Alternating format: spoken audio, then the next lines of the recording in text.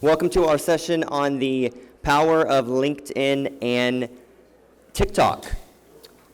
We actually have a quick video that we'd like to start off with.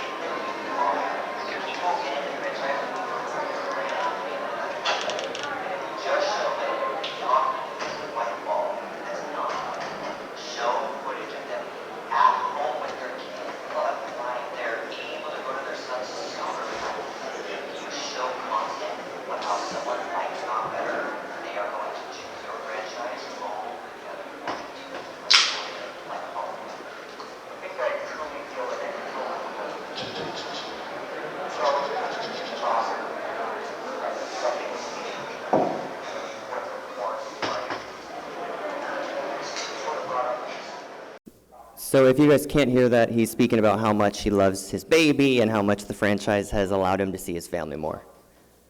So we can all pretend like we have the right audio. Sorry about that.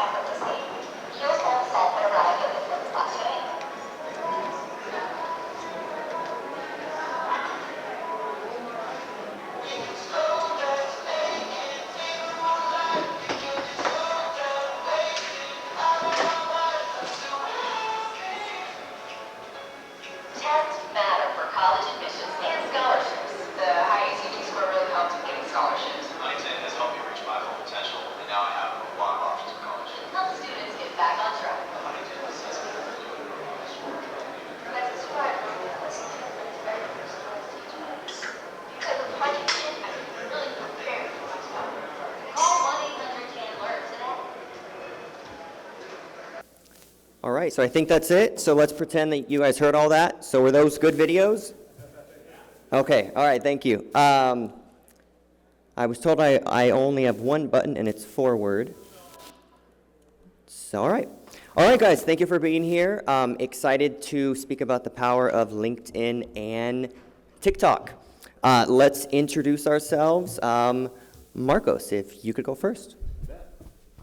My name is Marcos Mora. I'm one of the owners of Amada Senior Care, and my job there is franchise development.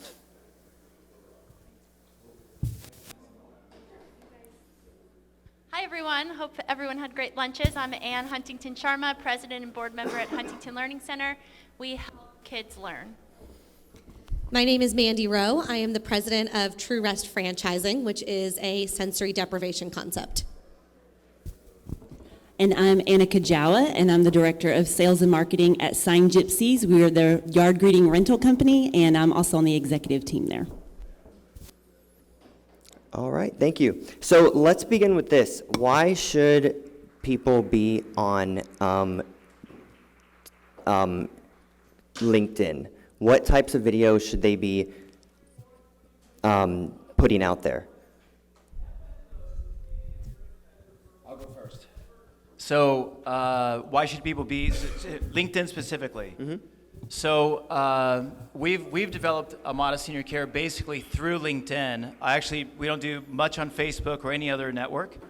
The great thing about LinkedIn is that there are a ton of professionals on LinkedIn, especially in the United States, who are dissatisfied with their work. And you can actually target them based on where they work, how long they've been in their industry, and if they're male or female. There's lots of different things you can target them based on their profile on LinkedIn, and so it's been an amazing platform for us on finding the right audience.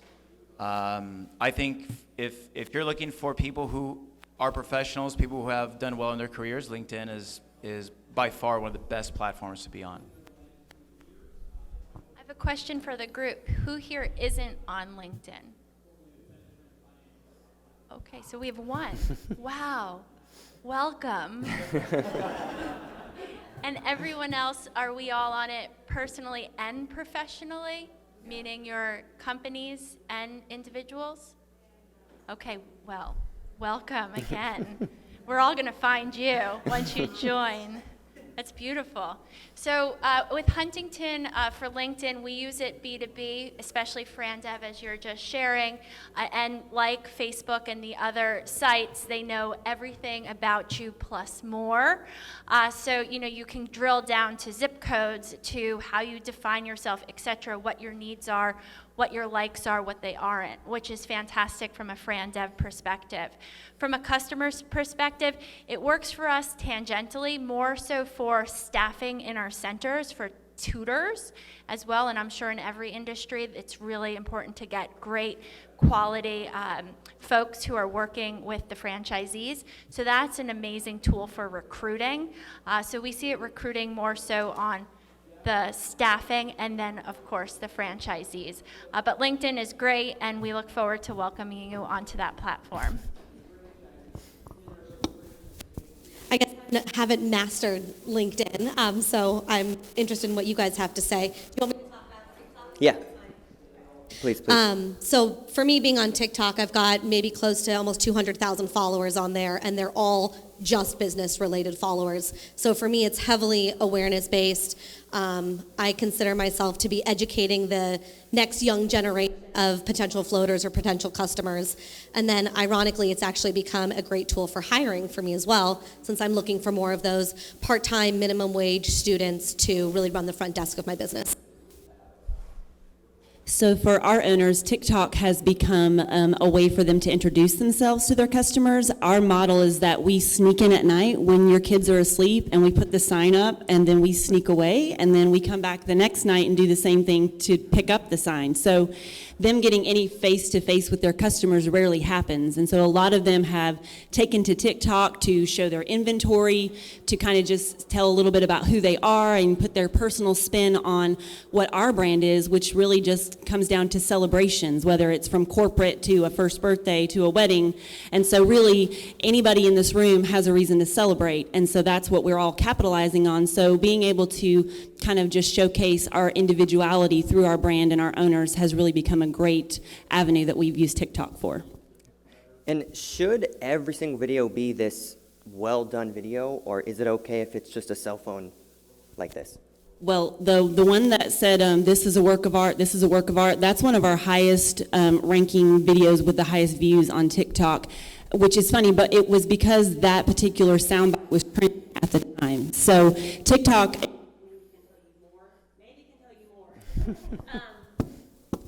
But the trick on TikTok is less about content, even though that's important. It's more about whatever the hashtags and the sound bites are, because when people search for that, that's what's bringing all of those videos up to the top for them to be able to see the content. So there's apps and different things that will give you TikTok trends that will alert you. And so all you have to do is use those hashtags and sound bites, and your video is going to automatically get put out above some of the rest. Yeah, when I'm making videos, the algorithm really likes it when you utilize their app. So when you're looking for sounds and music, I don't even always use music that relates at all to what my video is. And frankly, sometimes I'm just choosing a viral song that TikTok recommends, and I'm turning the volume down to 0, so you can't even hear it in the background. It just likes that I'm using that song. And then for a lot of my videos too, since they love when you use effects, I use the green screen one all the time. And even if it's a green screen just of a white background, they like that I'm using the green screen effect. So it's not even about flashy content, highly edited content. It's about using what they have within their app, because they want you to heavily utilize it, and then everyone can see those hashtags that say green screen or whatever that trending song is. And I think one of your most viewed films got 7.8 million views, and what were you able to do because of that video? Yeah, so when you have like let's say any kind of viral content, usually what people tend to do is like they pin it to the top of their feed. And so that's something that I did just for one video. I've been told by different influencers or different creators not to do that with more than one video, because then it looks like you're just not good at creating content, or you're not constantly creating content. And on TikTok, they want you to post at least once a day. To actually get viral, you need to be about 3 to 8 times a day. So it's a lot of actually reposting the same content over and over again. But with that one video, obviously, I had a lot of questions. And so if someone asks you a question, you can then leverage that comment to do 10 more videos. So just one video with any kind of commentary is usually then what I use to create the rest of my content for the month. Nice. Yeah. And is that your, is that yours, or is that the brand account? Well, there is no influencer within the floating space other than, Joe Rogan, and God bless him, but he's also not on TikTok. So it started out with me folding laundry in my Omaha spot, 1 o'clock in the morning, waiting for, a filter to kick in, and I was just bored out of my mind. So I started filming these videos, and it was all meant to be educator content, so really educating people on what sensory deprivation is. And I immediately got banned from TikTok because they did not like the sensory deprivation hashtag, because they thought that I might elicit maybe some inappropriate content. So I actually had to fight that battle for the first week. But now it's all brand information. I just consider myself the influencer within the brand. And I think we forget that people are looking for us, right? So what type of video should we be putting out there on LinkedIn, let's say? Like, what type of content should be there? Should it be all sales videos, knowledge? Great question, and congratulations. That's amazing. So, show of hands, who's on TikTok? There we go. I've never opened it. Wow. I don't even know what it is. You and I are sort of on the same. Well, we're the LinkedIn, so we're like more the Microsoft, I suppose. You're more the Apple. We're not cool. I just don't think it's the greatest thing. There you go. Well, we could have an aside, but we're not going to. Let's go back. Let's bring it back to LinkedIn, if you wish. So for videos on LinkedIn, branded people know that consumers, be it a potential franchisee, staff member, or consumer, they're smart today. They're seeing a lot at them. So the more authentic it is, the better. So be it a testimonial, in our case, the results our students get, the results from a revenue side our franchisees get. But really that local success story is what we see works best. We also leverage Facebook a lot, and within Facebook we'll have different campaigns to get students in. This is bringing it to the consumer. And we'll see that if we will put a couple dollars behind, it could be $100 to $500, we'll get a lot of inquiries. And we're seeing that the price per student is about $11 to get them in. So if you're thinking traditional marketing, be it a direct mail or other types in that realm, it could cost more to get that acquisition. And then I'm going to throw a curveball in there. We see a lot of results with webinar series, which we will advertise or will market on LinkedIn or Facebook, Instagram. We haven't dabbled in TikTok yet. However, today is a new day. But with webinars, we see tremendous results. So to give you a bit within it, we will spend at most $500, and this year to date, we have generated over just shy of $800,000 in revenue from just our webinar campaign, and it's totally grassroots. So that's just food for thought, that we all have great brands out there. How can we share our stories and put them on these different platforms? So going back to the question for videos, it's more testimonials, and then we see how do we get folks into our website and calling 1-800-CAN-LEARN, so if anyone has a kid in the room.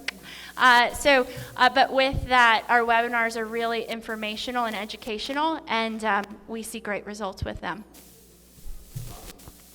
So my impression on LinkedIn and maybe even TikTok is the idea that anything you end up doing that is consistent will work. Facebook will work, LinkedIn will work, TikTok will work, as long as you are consistently putting things out. I think that sometimes entrepreneurs want to put perfect pieces out, and that's kind of how I started. So on LinkedIn, we do a lot of pay-per-click campaigns where we send in-mails to the people we want to find. So my specific example is I want medical device and pharmaceutical salespeople to come and buy an Amada franchise. So see how specific that is. I want that person to get an in-mail from me, and I'm going to say, I love that you're a medical device rep.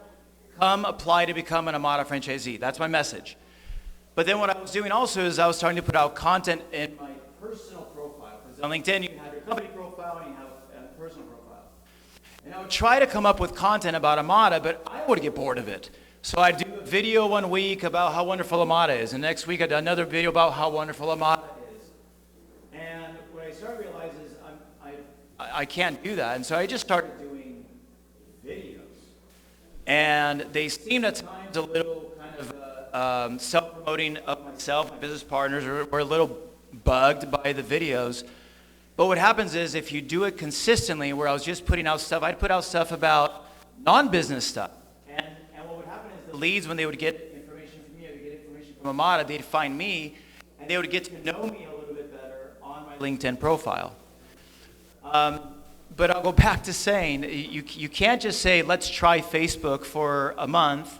It fails, and you go, Facebook doesn't work. Well, no, Facebook works. It's just you didn't consistently do something for years and years and years until you got it right. Everything will work if it's consistent. So what would you say to someone that is, why do I have to post about me? Like, aren't they buying about the brand? Aren't they buying, like, why should someone post about themselves, the love for what they do? Doesn't that just break the wall down?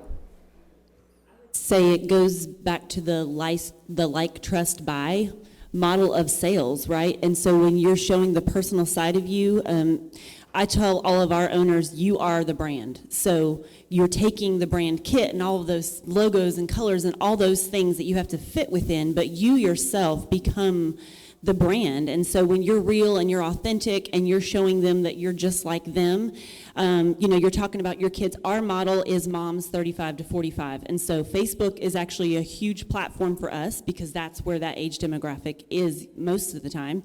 We're trying to reach the younger generation, so we're doing more and more on TikTok and encouraging that, but we're understanding the different platforms have different purposes. And again, when you're consistent, and we're trying to be consistent on all of them just to kind of get that good base there. But be yourself and encourage your owners to be themselves. And when people love them, they're going to want to buy from them versus a competitor who may even have a better thing going, but if they like you, they're going to do it with you first for that reason.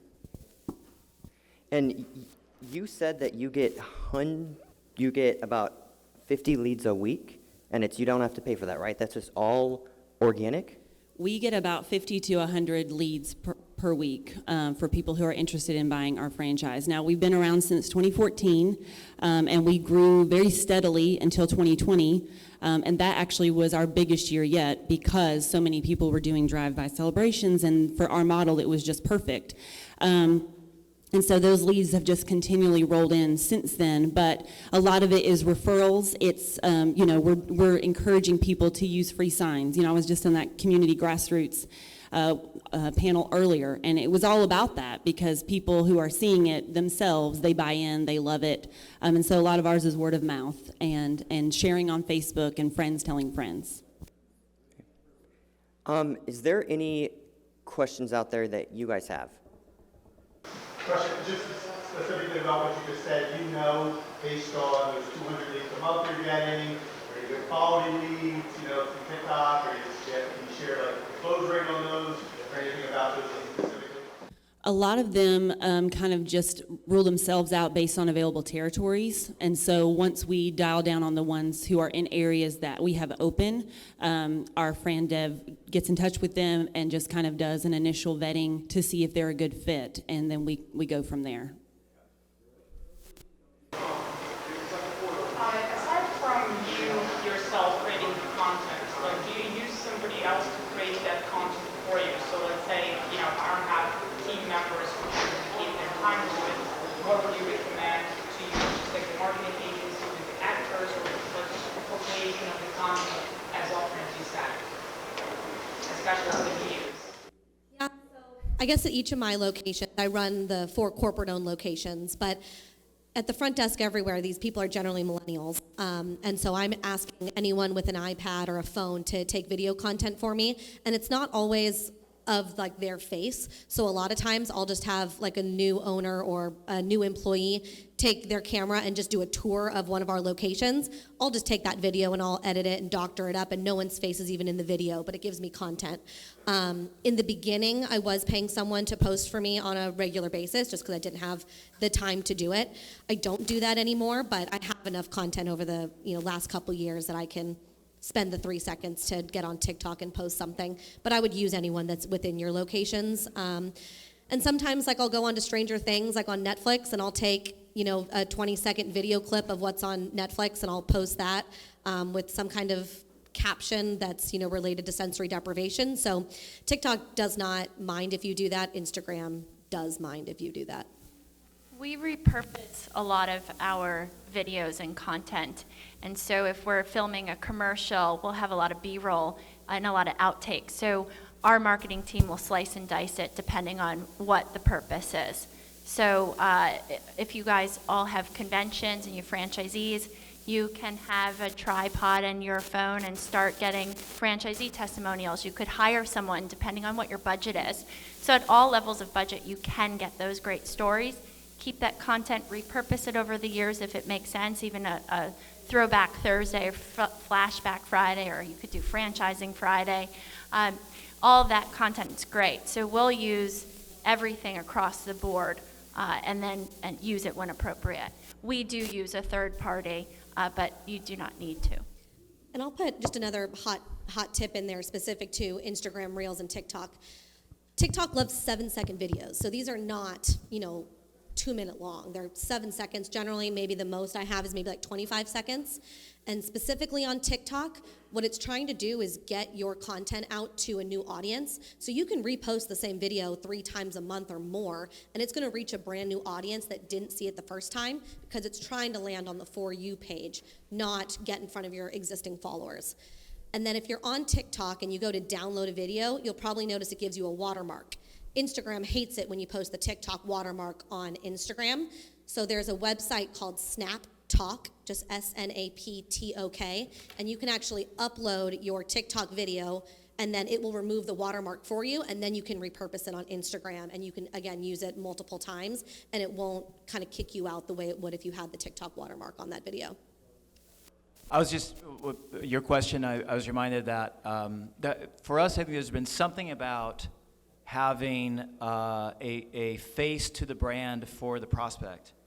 And it matters also the fact that you're bringing somebody through a big journey, right? They learn about your brand, and eventually they're going to give you 40, 50, 60 grand or more to buy it.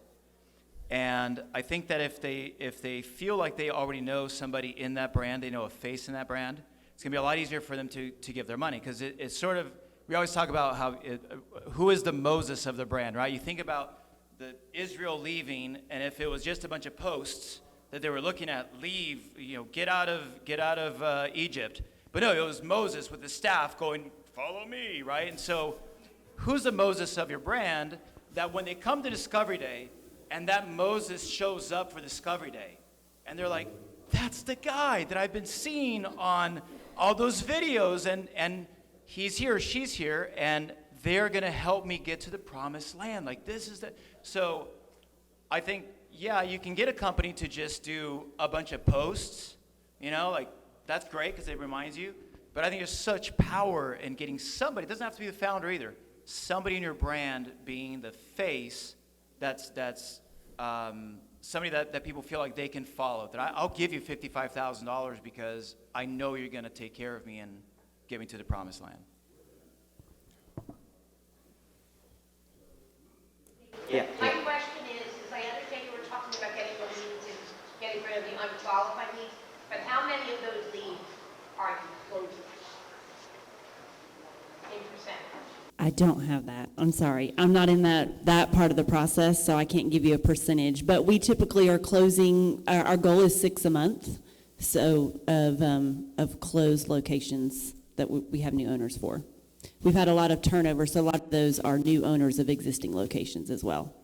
But it's not from It's from all different facets. So we have an application on our website. So I don't have a great number for you on that. This question for Marcus. So you and I both work in the senior kind of space, and you kind of answered your question, but since you can't really provide your clients, as your client spaces in social media because of HIPAA laws, right? Have you found that it just works to tell the story and just pretty much represent your company without that illustration? Yeah, because so in the consumer side, no, right? I think in the consumer side, we have a marketing team that does a really good job at bringing testimonials and doing videos with either actors or clients that have authorized us to use their images, right? And so, but on the franchise development side, I think it's a little bit different because we're talking about the business, but we're really talking about business ownership and achieving their dreams, not working for a terrible boss, and all of those topics that are really important to them. And I can also talk about, but you're also doing a good thing for your community. You are helping the elderly. You're providing amazing jobs for folks that may not find a job otherwise. Well, that's not the case anymore. And so, no, none of our franchise development stuff really focuses on the service. It focuses on the lifestyle, even though it is senior care. So I haven't seen an issue with that. I have a question. So I'm wondering, in your posting, is there a percentage of personal and professional content? You divide up into different categories. Is there a percentage of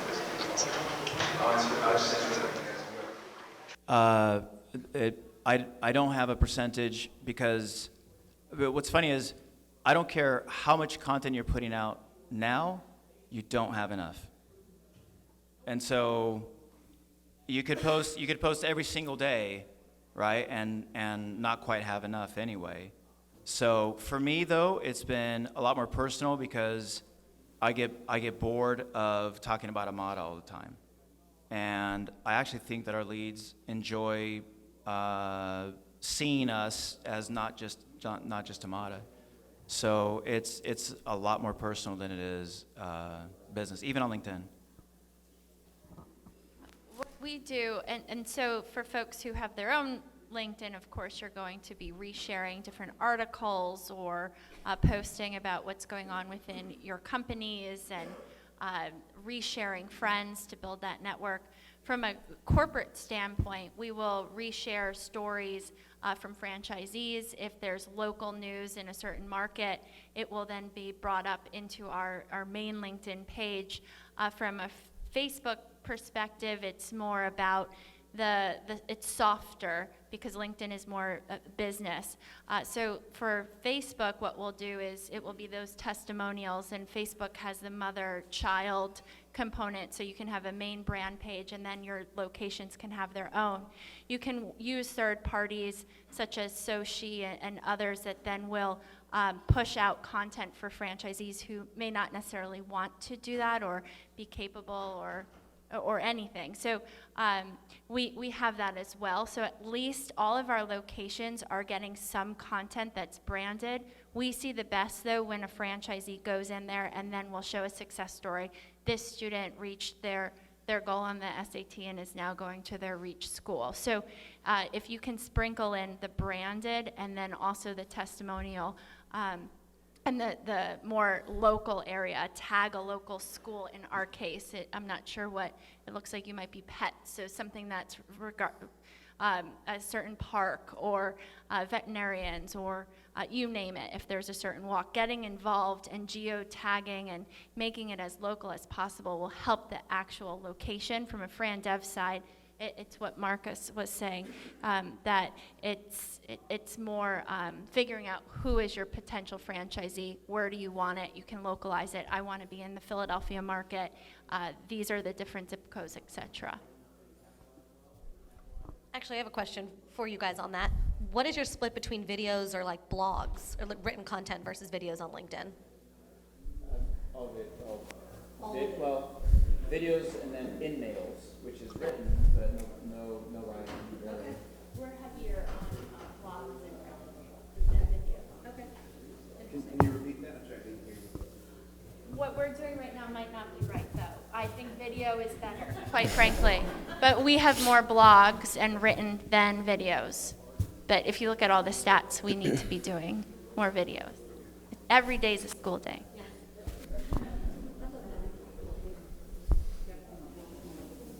Go ahead, yeah. So a while back there was an algorithm issue with TikTok where more videos were being seen that didn't have tags versus those that did have tags. Have you guys been dealing with that trouble? I know personally I have a video that had about 4 million views on TikTok that accidentally went viral, and now for some reason I have 7,000 followers that I don't even talk to all the time. But I found that the videos that I do tag don't reach as many versus when I do, or versus videos that I don't tag reach more in my view count.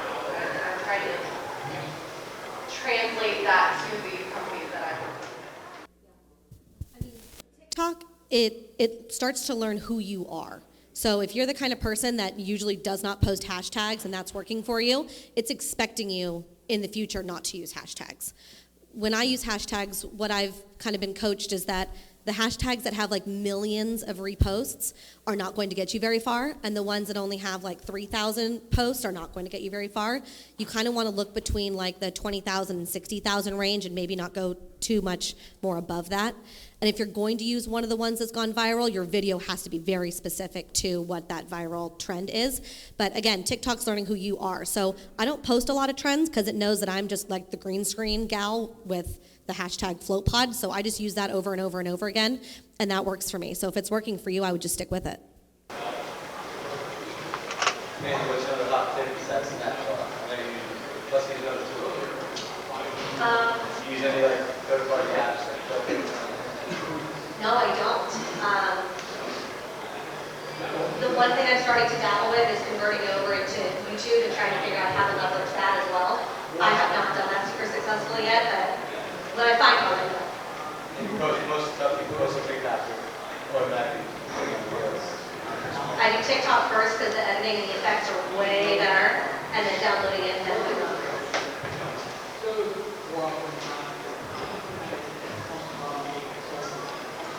Is there a frequency that your content can these ideas and that one model? And then how do you attribute that to the leader, say, a tool that you use for attribution of your social media campaigns? So I just have like a link tree, in my bio, so anyone that stumbles upon it can click through the link tree to either the franchise page or to, in my case, buy like a buy one, get one gift card for whatever their local float spot is. In terms of going viral, again, the shorter videos tend to do better because the algorithm wants to see that people are engaging with your content. So that means they're watching it probably more than once. So if you have a 1 minute video, people on TikTok are not going to watch that more than once. So doing those short videos, and then frankly, like for my corporate run locations, I have a different TikTok for each one. I go log into every single one of those accounts and I like my own video and I share my own video and I comment on my own video. So you're really just trying to get a lot of engagement. So encourage everyone to engage with your videos. TikTok's gonna like that. And then again, if you make them shorter and use those effects, it's gonna like that you're utilizing their tools. So I would just say use as much of that as you can to your advantage. Anything to say, please? Okay. Awesome. And how long should marketing films be on the website for lead gen?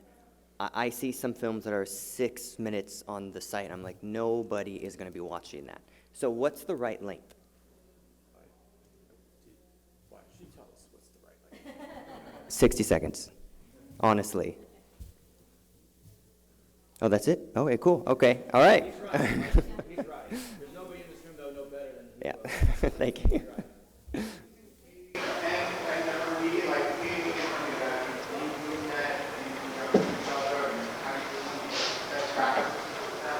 So I'll say that even though I was telling you about that don't have enough content, for us on LinkedIn, I'm actually paying my way through. So we don't put out a ton of content. What I'm doing is I'm sending bulk in mails to people I want to reach through the LinkedIn engine. And so, and the open rates of in-mails on LinkedIn is like 70%. It's insane. Think about when email came out, whenever it came out, open rates were high, and now nobody opens emails. But in-mails on LinkedIn get open, and so we'll write the in-mail, and we'll say, hey, Bob, who works at Pfizer, I love your background. Why don't you find out if Amada's right for you? And that does a mail merge, and I can send that message to 5,000 people like Bob, and it puts Bob, Steve, Susie, Jane's name. It puts their company name, and it mail merges out. I push a button, and it goes out. Is that with Sales Navigator? No, it's not. That's what people usually ask me. It's not Sales Navigator. It's LinkedIn Ads. It's an ad engine on LinkedIn. You just go on there. You can put put $100, put your audience. It will mail merge all their information. You think how powerful this is. It mail merges where they work. It says, hey, Bob, you work at Pfizer. Love your, you are a pharmaceutical rep. It mail merges that into your message. So they think you wrote it when you did it. All the time, people sometimes I'll go, hey, how'd you hear about Amada? And they go, you sent me that email. I'm like, oh, that's right. Yes, I did. You're Moses? Yeah, I'm Moses, yeah. I sent you that email, yeah, because I love your background. I didn't send that email. We wrote it, and then we shoot it out. It's about $70 a lead. And it is, open rate is about 70%. Our closing rate is still, quite frankly, not great.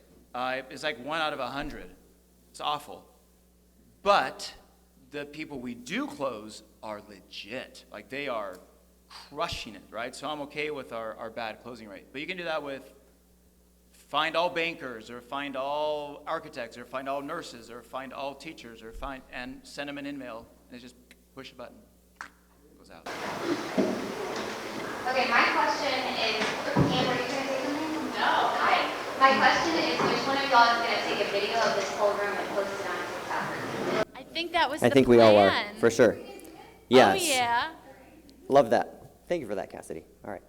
Do you guys ever offer like free content in your videos, you know, like ebooks or one sheets or anything like that? We do, and those webinars I spoke of, they're all available on our website. And again, you can put your email in, but anyone can see those webinars, those consumer webinars. Are those longer? Are they about 30 minutes? Or are they They are short? longer. Okay. So those webinars it's almost like a lunch and learn. So they're usually between 30 and 45 minutes on a particular topic. Yeah. I'll say that I actually, on both Instagram and TikTok, when I'm training a brand new franchisee, the term I use is just get butts in pods. Like, I just need to get people in the door. So I'll post for free floats all the time while I'm doing trainings, and it's amazing who shows up on social media when you're offering them a free service. And TikTok, is everything organic you're doing, or are you making things sponsored? Right now, everything's organic. I have done the paid posts where I took one of my more viral videos and put like $200 behind it. And I did gain a couple hundred followers when I did it that way, but I found that those people dropped off very quickly. So as soon as they dropped off, I either had to continue paying the $200 to keep that number up, and then I went back to where I was before I did it. So to me, it wasn't worth it. With TikTok, when you're running ads, I've met with their team a few times, and it doesn't sound like they're going to unlock zip code targeting unless you're using like more of a larger brand account with a lot bigger budgets, millions. Any news of zip code targeting? It's still only DMA if you're just a few brands, a few locations. In that case, I'm utilizing hashtags. So if I'm trying to push out like a local tour, I'm using probably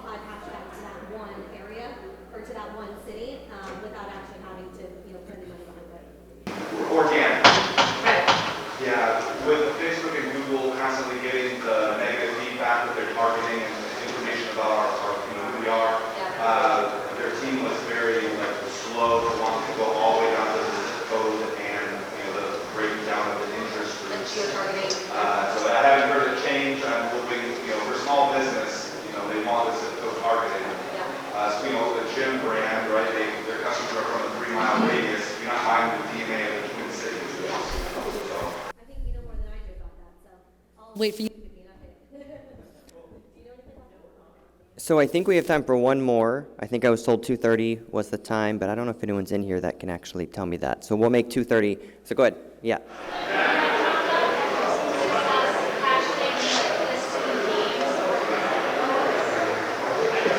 Yep. So I don't do the actual like zip code numbers, but I will do down to like the shopping center name.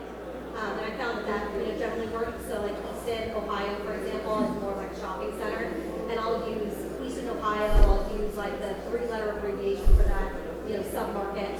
I'm trying to think. It's probably it. Why don't we try it now and do one now, and we can. Yeah, so this who's down area. for a photo and a TikTok? But the TikTok's going to be really awkward. So if you don't want to be awkward, then I get it. You guys all game?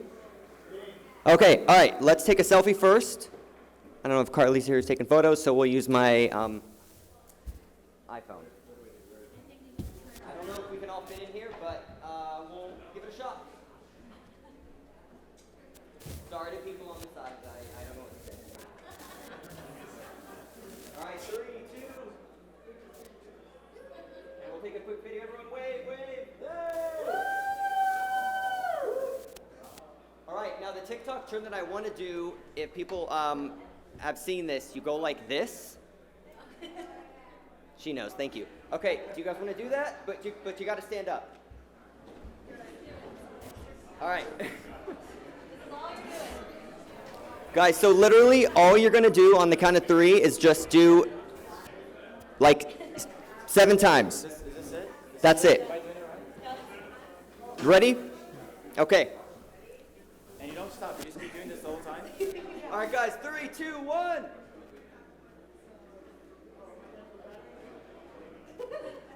All right, perfect, guys. Thank you. Thank you. That's it?